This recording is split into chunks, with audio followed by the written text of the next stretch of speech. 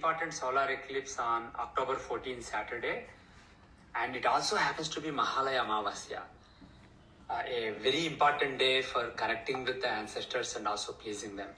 So I strongly recommend doing a homa or havan to any Ukra Devata. You can also do a Pitr homa during the eclipse time, and also you can do Pitr Tarpana during the eclipse time.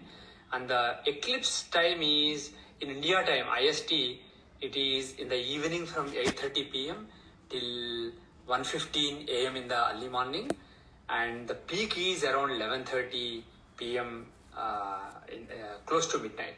So around the peak time, if you can do any homa, it can be very useful. And even if the पंचक और eclipse is not पितृदोष visible बहुत very जगह well, लिखा you हुआ can still do. मिलता And है you can आपको। find बहुत all the बड़े बड़े manuals, पंडित लोग free बोलते हैं manuals इसमें at ये प्रॉब्लम, उसमें ये venkatrajya.org. प्रॉब्लम। मैंने प्रैक्टिकली देखा है कि ये दोनों एकदम, आपको इस पे विश्वास करने की जरूरत नहीं है। एज पर एस्ट्रोलॉजी आल्सो पंचक और पितृदोष में कोई खास मतलब कोई इनका मतलब है ही नहीं। ये पंडित लोग आपको डराने के लिए पितृदोष हो गया, ये हो गया, वो हो गया, ये करते हैं। वो स्वामी जी के हिसाब से श्राद्ध जो होता है वो जीवित पितरों का ही होता है, मृतकों का नहीं होता। और ये श्राद्ध जो हम कहते हैं कि सिर्फ साल में एक दिन हम अपने पूर्वजों को पूजते हैं, बाकी 364 दिन हम उनको भूल जाते हैं, ये गलत है। वो कहते हैं पितरों का जो सेवा है वो आजीवन चलती है। श्रद्धया दीयते इति श्राद्धः, श्रद्धया दीयते। जो जीवित है उसको आप वैसे ही दे सकते हैं। जीवित माता पिता की सेवा वैसे ही कर सकते हैं, करना चाहिए। जो मर गया उसका, जिसका शरीर नहीं, अब आप कहते हो शरीर नहीं है, सूक्ष्म शरीर है। उसके बाद ऐसा नहीं है कि आत्मा निकल के चली जाती है, सूक्ष्म शरीर के साथ जाती है। और उसके बाद उसको फल भोगने के लिए नरक की यातना वगैरह, तो यातना शरीर मिलता है। हमारे यहाँ पूरा प्रकरण है ना। और प्राण भी 5 होते हैं, और ये 5 प्राण तुरंत नहीं निकल जाते, इनको निकलने में कम से कम 12 से लेकर 14 दिन तक लगता है। आप सभी का मैं हृदय से स्वागत करता हूं कि कठिन विषयों पर बेबाकी से बोलने के लिए और अपनी राय देने के लिए आप लोग आते हैं। आज का विषय पितृ पक्ष के संबंध में है, और ये भी काफी कठिन विषय है।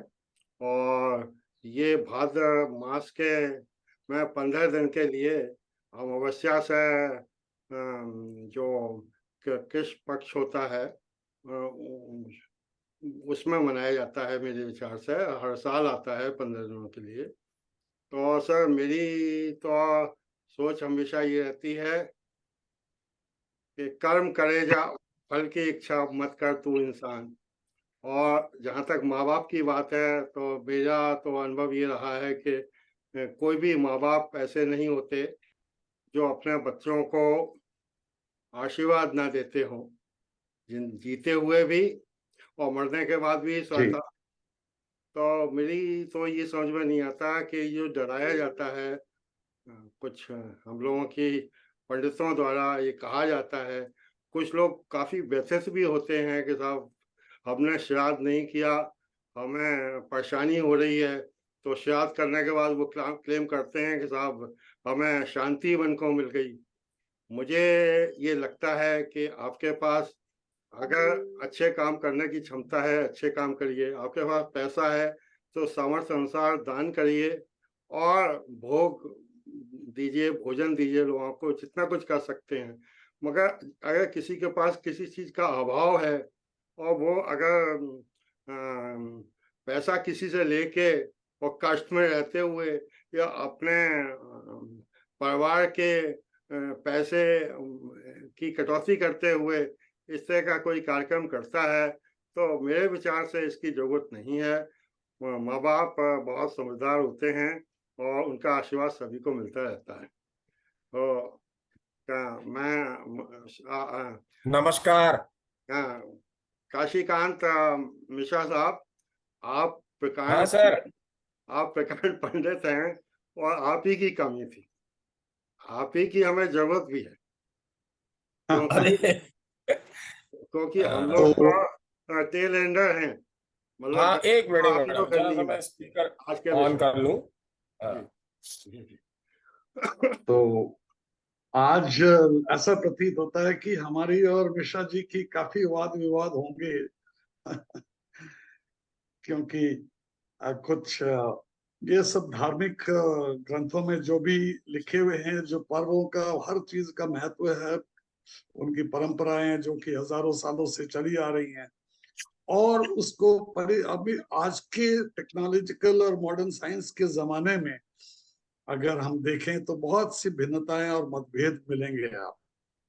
तो अब चूंकि मिश्रा साहब तो पंडित हैं, तो इसीलिए स्वाभाविक है कि हमारे काफी मतभेद होंगे, पर हमारे वो सब सुलझा दिए जाएंगे। ये बहुत अच्छी बात है डॉक्टर कर्णवाल। तब तक जो पंडित नहीं है हमारे राजेश ओबराय जी, ये एस्ट्रोलॉजी के ज्ञाता हैं, पंचक के बारे में भी जानते हैं। तो राजेश जी जब थोड़ा सा पंचक और पितृदोष उसको कुछ इंटीग्रेट करते हुए कोई नया संदेश आप देना चाहें हमारे दर्शकों को तो बहुत अच्छा लगेगा। तब तक काशीकांत जी अपनी सेटिंग कर रहे हैं, तैयारी कर रहे हैं, प्लीज। तो धीरे, और बहुत लोग बोलते हैं कि जैसे अभी आजकल जो दिन 15 दिन चल रहे हैं, इस समय क्या होता है कि आपके पूर्वज लोग पृथ्वी पर आके आते हैं इन दिनों में। भैया पृथ्वी पे आपको कोई गेस्ट आ रहा है तो अच्छे दिन है, इन दिनों में आप अच्छे काम करिए। पर लोग आप बोलते हैं इन दिनों में आप अच्छे काम मत करो, कोई शुभ काम नहीं करना। हमारे विचार से ऐसा नहीं होना चाहिए। आपको जितने पर शुभ काम करने हैं करिए, they will be also happy कि हाँ भाई तुम अच्छे काम कर रहे हो। पर कुछ लोग का रीजन ये भी बोलते हैं कि भैया पितृपक्ष में आप जितना दान पुण्य करोगे, जितना भक्ति का काम करोगे, उसमें आपको फल बहुत ज्यादा मिलता है। तो कुछ लोग इसलिए भी बोलते हैं कि हाँ भाई तुम बाकी काम करने में इंटरेस्ट कम लो, ज्यादा आप अपना टाइम जो है अच्छे कामों में बिताओ, भक्ति करो, दान करो, दक्षिणा करो। तो मेरे विचार से तो सब ये पितृपक्ष में जो है, इसमें आपको अच्छे काम करो, खराब काम करो, जो भी करो, आप फ्री हो सब कुछ करने के लिए। पर इसके अलावा और अपने पितरों की सेवा भी करने के लिए जो जितना कर सकते हो दान दक्षिणा उनके नाम पे करिए, आप आपको फल जरूर मिलेगा। Thank you. अच्छा डॉक्टर कर्णवाल, आप तो पेशे से डॉक्टर हैं और हॉबीज है आप एस्ट्रोलॉजर भी हैं, हिप्नोटिज्म में भी बिलीव करते हैं। तो मैं चाहता हूँ काशीकांत जी क्योंकि प्रकांड पंडित हैं, उनसे हम बाद में पूछेंगे। 5 मिनट इस विषय पर थोड़ा सा हमारे दर्शकों को और हम लोगों को इस बारे में जिज्ञासा शांत करिए कि आफ्टर ऑल है क्या ये। ये प्रश्न मेरे लिए है। यस सर, आप ही के लिए जी। हाँ, तो जैसे कि हमारा आज का जो विषय है वो है पितृपक्ष का वृक्ष, जिसको कि हम श्राद्ध पक्ष भी बोलते हैं, और ये हजारों सालों से चला आ रहा है। पर जो इसकी श्राद्ध की जो परंपरा शुरू हुई है वो है कि ब्रह्मा जी से एक अत्रिय ऋषि उत्पन्न हुए थे। उनके बेटे थे दत्तात्रेय और उनके बेटे निमि थे। महर्षि निमि ने सबसे पहले ये पितृपक्ष का प्रचलन शुरू किया था, और उनको देखा देखी अन्य ऋषियां मुनि उन्होंने भी ये शुरू करने लगे। तो एकदम से जब इतने ऋषि मुनियों ने ये पितृपक्ष की परंपरा शुरू करी और प्रैक्टिस करने लगे, तो जो पितृ थे, जिनको कि हम बोलते हैं कि हमारे एंसेस्टर्स थे, वो तृप्त होने लगे। तृप्त इतना कि वो जितना उनकी भोजन की शक्ति थी पाचन करने की, उससे बहुत ज्यादा खाना खाने को पड़ता था, तो जिससे कि उनको इंडाइजेशन होने लगा। तो इसलिए वो सब ब्रह्मा जी के पास गए और उन्होंने शिकायत की कि आप इनका अपनी समस्या बताई, और उन्होंने पूछा कि इसका कोई निदान है। तो वहां पर सूर्य देव भी बैठे थे। तो सूर्य देव ने कहा कि हम सब मिलकर अब से भोजन एक साथ मिलकर करेंगे। तो कहने का मतलब था कि ज्यादातर भोजन सूर्य देव खा लेंगे, जिससे कि बाकी जो पितृ हैं उनको वो ना हो, वो इंडाइजेशन ना हो। तो ये इसका छोटा सा वर्णन लिखा हुआ है हमारे वेदों में। बाकी जो है ये इसका जो है अपना पितृपक्ष का जो पूरा जो महत्व है और उसकी विधि विधान कैसे किया जाता है, ये गरुड़ पुराण में लिखा हुआ है। गरुड़ पुराण में कि ये जैसे आपने अभी बताया, ये 15 दिनों का होता है। ये भादो मास की पूर्णिमा से शुरू होकर अश्विन मास की अमावस्या तक होता है, जो कि इस समय चल रहा है। 30 सितंबर से 14 अक्टूबर को अमावस्या है, तो 14 तारीख तक ये पितृपक्ष चल रहा है।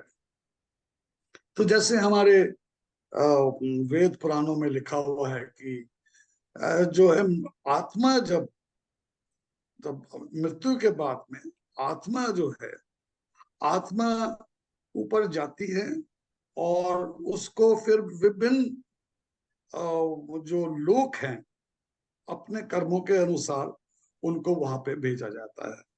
अब जैसे कहते हैं कि हमारे यहाँ पे 14 लोक हैं, पृथ्वी से ऊपर 6 लोक हैं और पृथ्वी के नीचे 7 लोक हैं। तो इनको अगर हम जॉइंटली बताएं तो कि बेसिकली ये है स्वर्ग लोक है, नरक लोक है, वैकुंठ लोक है, और जो नए शरीर की प्राप्ति होती है वो अलग से। ये 4 हैं, मेन तो 4 हैं। अदरवाइज अगर हम इनको गिनने शुरू करें तो पृथ्वी लोक है, स्वर्ग लोक है, जान लोक है, मह लोक है, तपोलोक है, ब्रह्म लोक है, जो कि पृथ्वी के ऊपर हैं। और पृथ्वी के नीचे जिसको कि हम नरक लोक बोलते हैं, उसमें अतल, सुतल, रसातल, तलातल, महातल, पाताल, ये लोक हैं। तो जैसे मैंने बताया कि अपनी आत्माओं को जितनी भी हैं, उनके कर्मों के हिसाब से या तो वैकुंठ लोक में भेजा जाता है, या स्वर्ग लोक से नरक लोक में, या उनको नए शरीर की प्राप्ति होती है। तो ये सब जितनी भी आत्माएं हैं पहले तो पृथ्वी पितृलोक में जाती हैं, जो कि गरुड़ पुराण में लिखा हुआ है।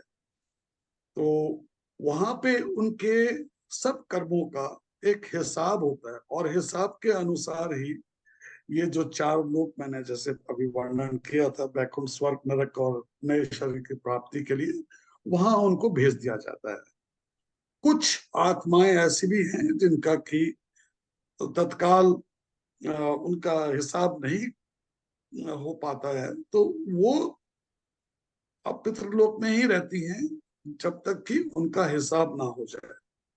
तो कहने का मतलब ये है कि अब साइंटिफिकली अगर आप देखें तो बहुत कम पितृ आत्माएं जो है, आत्माएं जो पितृलोक में रहती हैं, बाकी सब किसी न किसी उसमें चली जाती हैं, लोक में चली जाती हैं।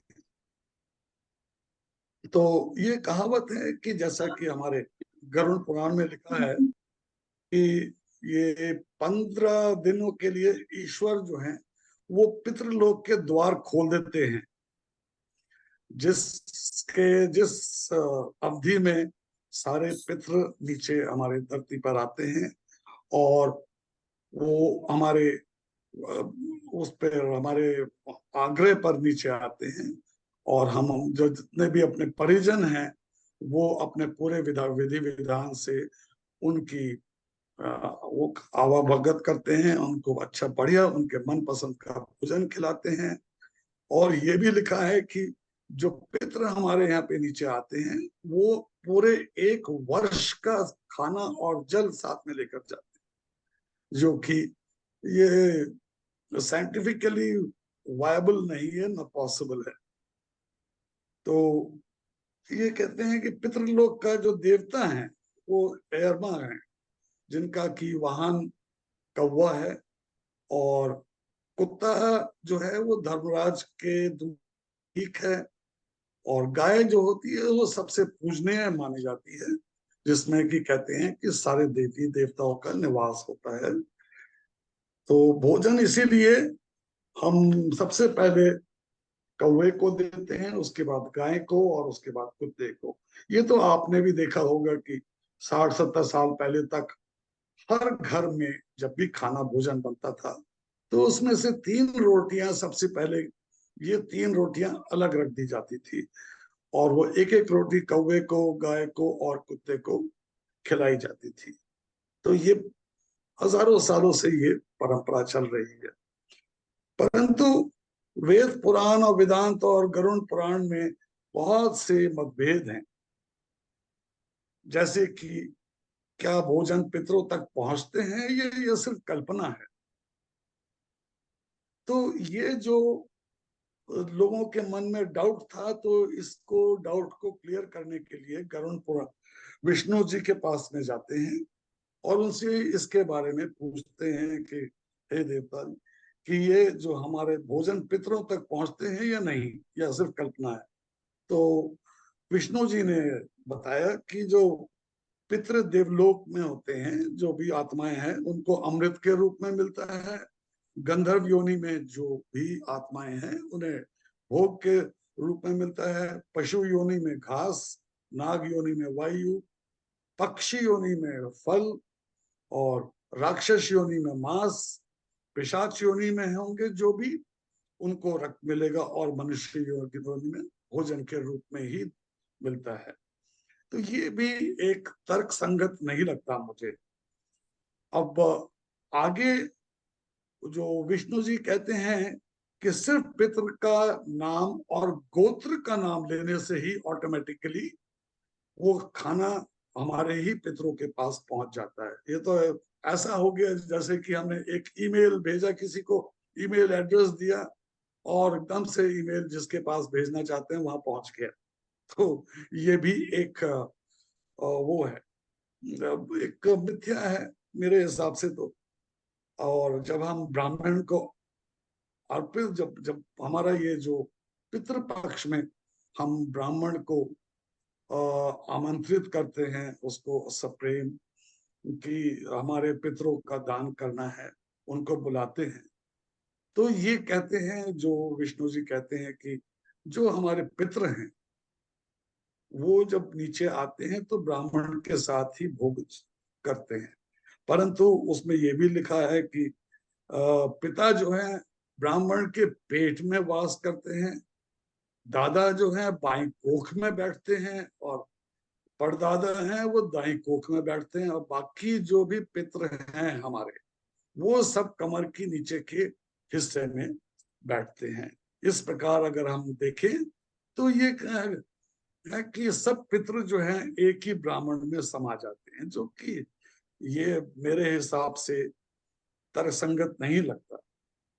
तो इसी के जो मतभेद हैं और जो भी तर्क जो दिए गए हैं, मैं स्वामी जगदीश्वरानंद जी सरस्वती महाराज के एक लेख से मैंने ये उनके सौजन्य से ही मेरे पास में जो भी मैं बोलने जा रहा हूं वो तर्क वितर्क के लिए काफी है। और वैदिक युग में तो मृतक श्राद्ध का नाम भी नहीं था।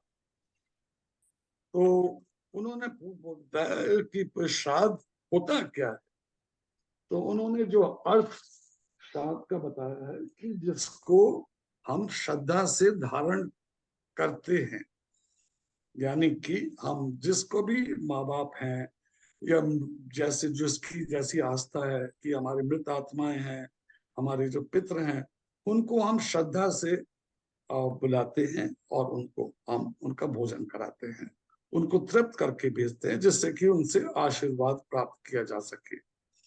तो एक तो ये है। दूसरा जो उन्होंने कहा है कि चूंकि वो कहते हैं कि सिर्फ जीवित लोगों का ही किया जा सकता है, तो श्राद्ध जो होता है वो अगर हम जीवित माता पिता, आचार्य, गुरु, विद्वान आदि पुरुषों का ही हो सकता है, मृतकों का नहीं।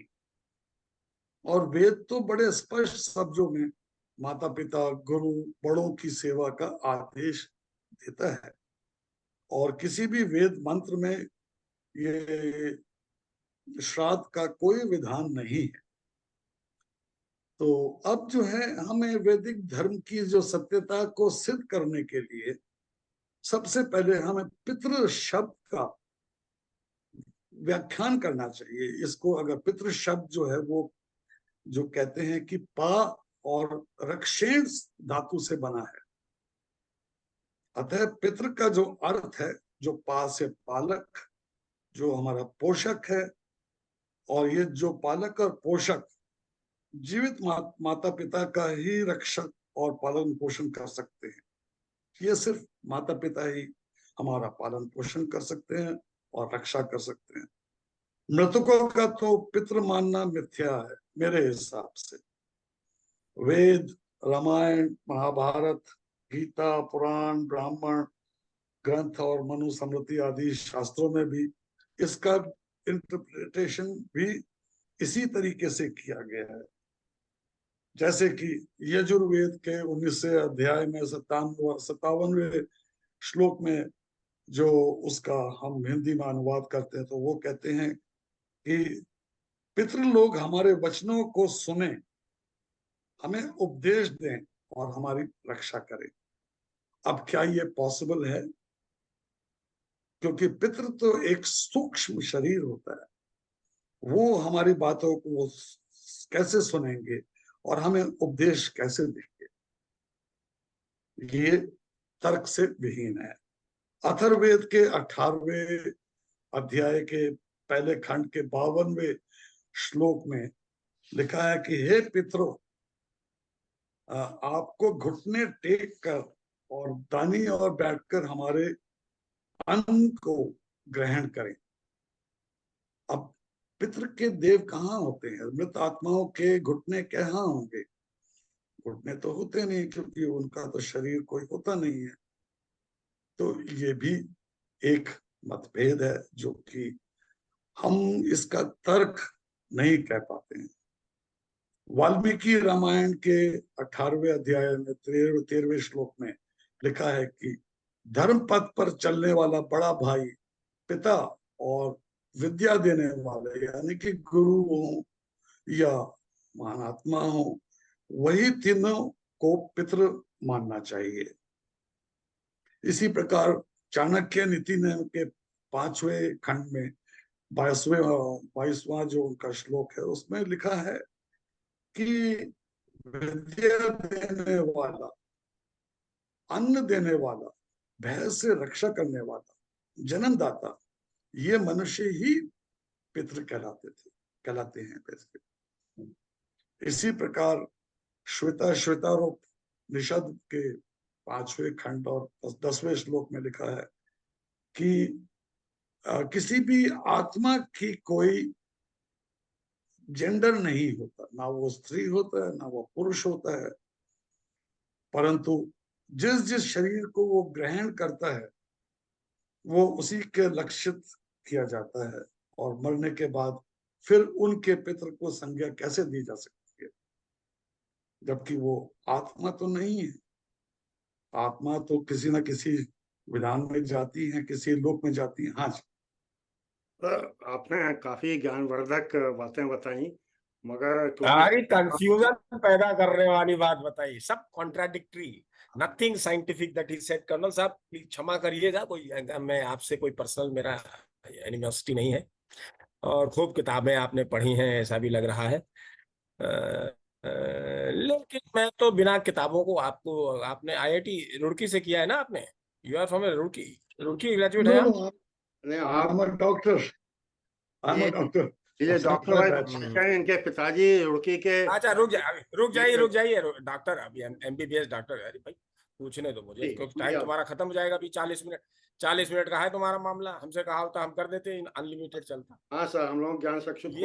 ये बताइए डॉक्टर साहब, ये जीन्स क्या होती है और इससे क्या हमें मिलता है? हमारे जीन्स में क्या क्या होता है, क्या आता है? क्या ये कहीं से कनेक्शन है कि कुछ इंट्रिंसिक प्रॉपर्टीज हमारे में आ जाती हैं जीन्स के माध्यम से?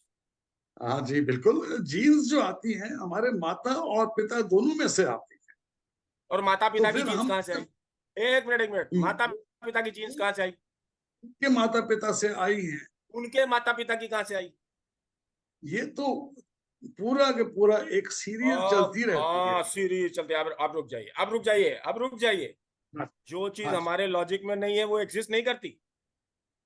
जो चीज हमें लॉजिक से समझ में नहीं आई वो एग्जिस्ट नहीं करती। ये क्या कह रहे हैं आप? जो हम नहीं समझते वो एग्जिस्ट नहीं करती। डॉक्टर साहब, ये this is something which is beyond my understanding. जो चीज दिखती नहीं, जिसे हम सुनते नहीं, वो एग्जिस्ट नहीं करती। क्या है आपकी रेंज आंखों की? What vibrations you can see? This is very limited brain, range of your eyes, your ears, your touch, all your 5 ज्ञानेंद्रियस बहुत लिमिटेड है। इसके बियॉन्ड बहुत है, नीचे भी ऊपर भी। और दूसरी बात, डू यू नो कि जब आपकी जो नाक है वो आपके ग्रेट ग्रैंडफादर से मिलती है, किसी ने कहा? Do you know what is memory and how many types of memories are there? All these memories are in the genes. आप ये नहीं कह सकते कि हम जो नहीं समझ में आता वो नहीं है। अब लॉजिक सुनिए। एक तो पहले यही लॉजिक है कि जो नहीं दिखता वो है नहीं, ये नहीं कहना चाहिए। बीइंग ए साइंटिस्ट हम नहीं मानते इस बात। बहुत सी चीजें हैं जो हमें नहीं दिखती, बहुत सी चीजें माइक्रोस्कोप से दिखती हैं, बहुत सी चीजें उससे भी नहीं दिखती, है ना। हमारे यहाँ जो बात है, जो फिलॉसफी जो है, सबसे पहले आप ये बताइए कि एक है प्रश्नोपनिषद, उसने कहा कि जो भी बना हुआ है वो केवल प्राण से बना हुआ है। ये प्राण क्या है? डॉक्टर साहब, व्हाट इज प्राण? आत्मा नहीं है प्राण, ये बात आप समझ के चलिए। आत्मा के चक्कर में मत पड़िए। आत्मा की कोई परिभाषा आपने नहीं दी और न दे सकते हैं आप। आत्मा क्या है उसे देखा है आपने? कभी टच किया है आपने? सुना है उसे? आत्मा को नहीं सुना ना। आप हमें बताइए, प्राण तो देख रहे हैं, प्राण का तो मालूम पड़ रहा है, हम जिंदे हैं, प्राण है हमारे शरीर में, तो मालूम पड़ रहा है। ये क्या है? कैसे होता है? कहां से बनता है? ये एटीपी है क्या?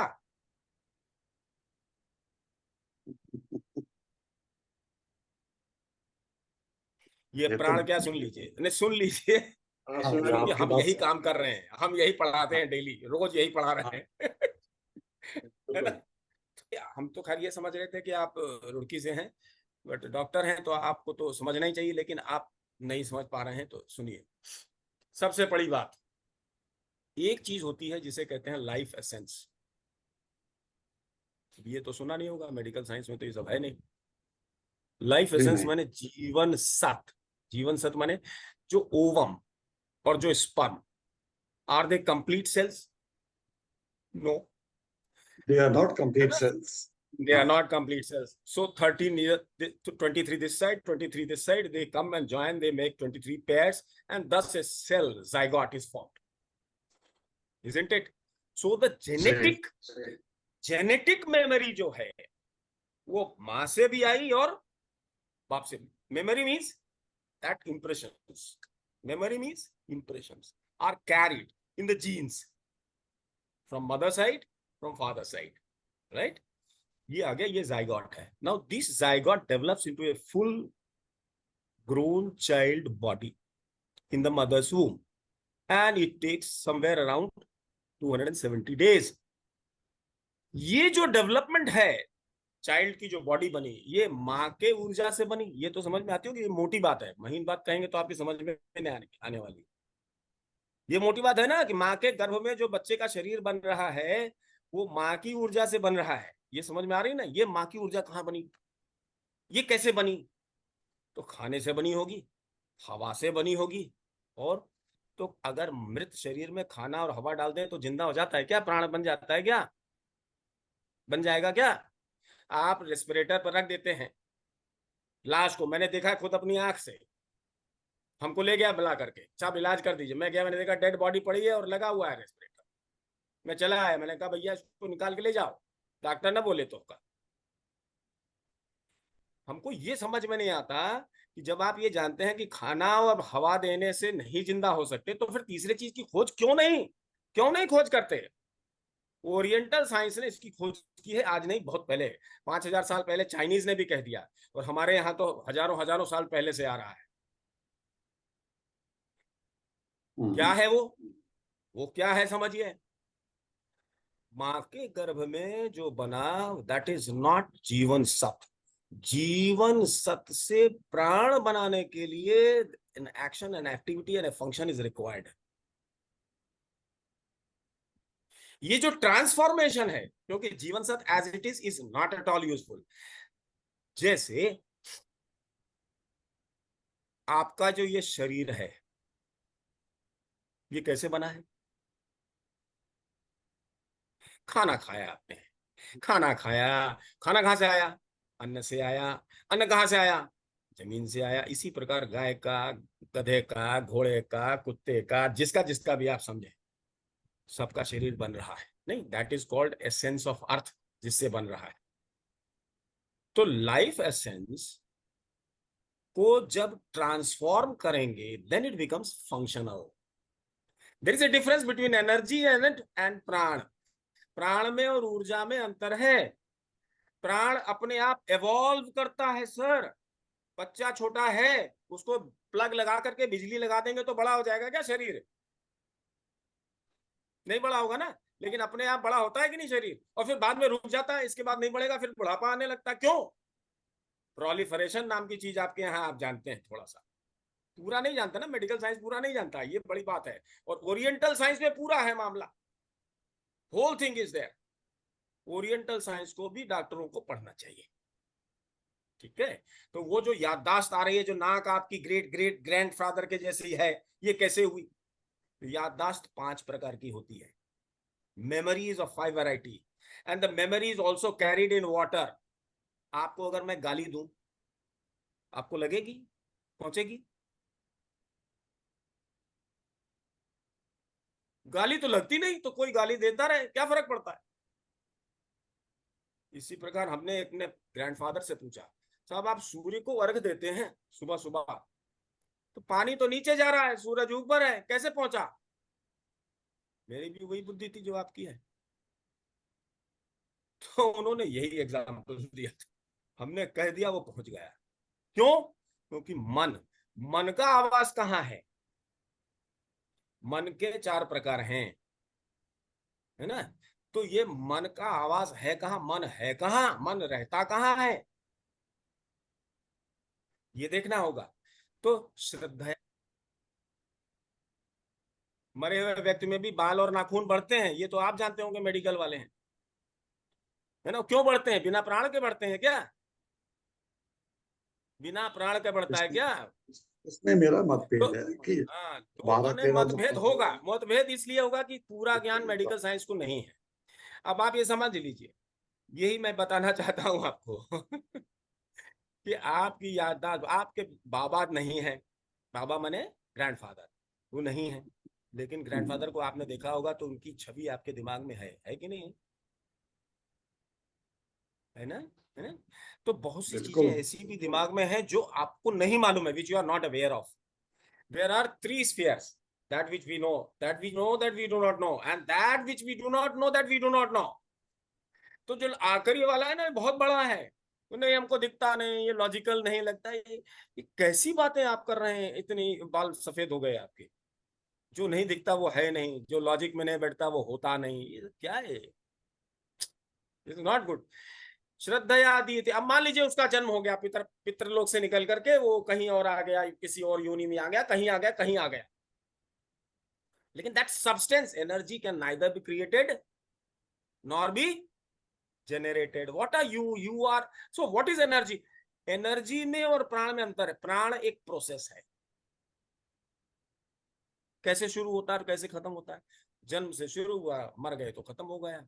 ये एक प्रक्रिया है कि नहीं? Is it not a process? Life is a process. Do you agree with this or not? Life is a process which starts and which finishes, isn't it? और वो स्टार्ट होने के बाद फिनिश कैसे होगा, उसके लिए हमें फंक्शनल प्राण चाहिए। वो कैसे बनता है? वो कैसे बनता फंक्शनल प्राण? वो फंक्शनल प्राण बनता कैसे? लाइफ एसेंस है कहाँ? कहाँ से ब्रेन स्टेम निकलता है? Brain stem is produced in your body from where? Medical science में ब्रेन स्टेम की बात है। ये ब्रेन स्टेम कहाँ से पैदा होता है? ये बोन मैरो क्या है? कहां से आता है? कौन से आता है? सीधी सी बात है ना, कौन से आता है? इसमें जो आपके टी सेल्स हैं, किलर सेल्स हैं, मेमोरी सेल्स हैं, ये कहां रहते हैं?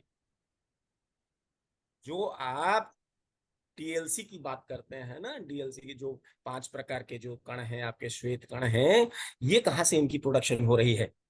3 इसमें न्यूक्लियर वाले हैं, न्यूक्लियस है जिनकी, ये 2 की नहीं है न्यूक्लियस। आखिर क्यों नहीं है उसकी न्यूक्लियस? तो ये सारी की सारी चीजें स्टोर्ड, सब मिक्स होता। हम मानते हैं कि डाइल्यूट हो गया। गोत्र है, गोत्र का क्या अर्थ है? मेरा गोत्र मान लो शांडिल्य है, what does it mean? It means कि हमारी जो लाइफ स्टाइल, जो हमारी साधना पद्धति थी, उसके प्रणेता शांडिल्य ऋषि थे, और उन्हीं के किसी शिष्य या उनके डायरेक्ट डिसाइपल से निकलते निकलते निकलते उनकी जो फैमिली डाइल्यूटेड, इट्स ओके, लेकिन ये डाइल्यूशन अचानक एकाएक बढ़ जाती है। क्यों? क्योंकि fundamental particles are not really particles, they are only waves. You know, we now know, अब तो मॉडर्न साइंस ने यहां तक बता दिया कि इलेक्ट्रॉन प्रोटॉन जो हम लोगों ने पढ़ा था सिन्हा साहब, जी कुछ पार्टिकल नहीं है, no particles, they are now waves, and the probability of existing a wave is also found out. And what is प्राण? तो शब्द से ये सारा जगत बना है, प्रणव से। तो प्राण क्या है फिर? तो ये जो वेव्स है ना, साउंड कैनॉट बी विदाउट, हम लोग इतना इमेजिन कर सकते हैं, बस इतना ही, इसके ऊपर नहीं इमेजिन कर सकते कि sound means there must be a wave. और वेव जो है उसकी दो बातें होती है, एक वेवलेंथ होती है, एक फ्रीक्वेंसी होती है। और कमाल यह है कि wavelength and frequency inversely proportional है एक दूसरे के, है ना। और यही wavelengths are arrested. How they are arrested? When the waves are coming out emanating, प्रणव जो निकल रहा है कोर से, there is a core center. I don't know about you, अब इतना तो हम नहीं एक्सप्लेन करेंगे, कभी क्लास में होगा तो बताएंगे। लेकिन कोर सेंटर से जो प्रणव निकल रहा है, like you also have a core in your body also, there is a replica, there is a mapping of ब्रह्मांड एंड पिंड, there is a mapping, यथा ब्रह्मांडे तथा पिंडे, वो जो कोर है जहां से ओंकार निकल रहा है, प्रणव निकल रहा है, तो उस वेव्स को पकड़ने के लिए there is an action and reaction. Spread करने वाली जो फोर्स है, जो साउंड को, वेव्स को निकाल रही है, उसका रिएक्शन, उसका नाम है मनस। ये मन नहीं आपका, जो आपके शरीर में जिसकी आपकी धारणा है, जो मन, चार प्रकार के मन, बुद्धि, चित्त, अहंकार, नॉट दैट। ये मनस सूक्ष्म मन है। This starts getting the waves together. These waves are very metaphysical, non-substantial, and ये कहा गया कि हमारे यहाँ जो अणु है, this is I am quoting from Nyaya Shastra, because I am a student of Nyaya. न्याय दर्शन को मैं फॉलो करता हूँ, उस न्याय को, वैशेषिक को, लेकिन थोड़ी थोड़ी नॉलेज सांख्य की भी है, वेदांत की भी है, ये सब है। लेकिन बेसिकली बिकॉज हमारे कुल खानदान में सब नैयायिक है रहे हैं, तो ये जो मनस है, इसने वेव्स को पकड़ा।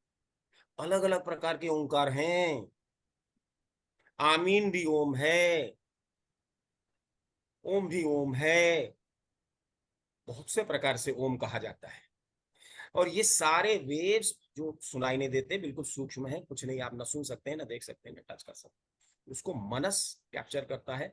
जिस प्रकार हमारे संसार में दो फोर्सेस हैं, एडहेसिव एंड कोहेसिव, उस प्रकार वहां सूक्ष्म संसार में है। तो वो जो पकड़ा तो वो पैकेट्स में आ गया, बॉल्स में। जैसे blood, how it flows in pockets, heart में जा रहा है, एक के बाद एक के बाद lots, small lots of blood. Similarly photons, small lots of energy is coming. Important solar eclipse on October 14 Saturday, and it also happens to be Mahalaya Amavasya, a very important day for connecting with the ancestors and also pleasing them. So I strongly recommend doing a homa or havan to any Ukradevata. You can also do a Pitr homa during the eclipse time, and also you can do Pitratarpana during the eclipse time. And the eclipse time is in India time, IST, it is in the evening from 8:30 p.m. till 1:15 a.m. in the early morning, and the peak is around 11:30 p.m. Close to midnight. So around the peak time, if you can do any homa, it can be very useful. And even if the eclipse is not visible where you live, you can still do. And you can find all the manuals, free manuals at vedicastrology.org.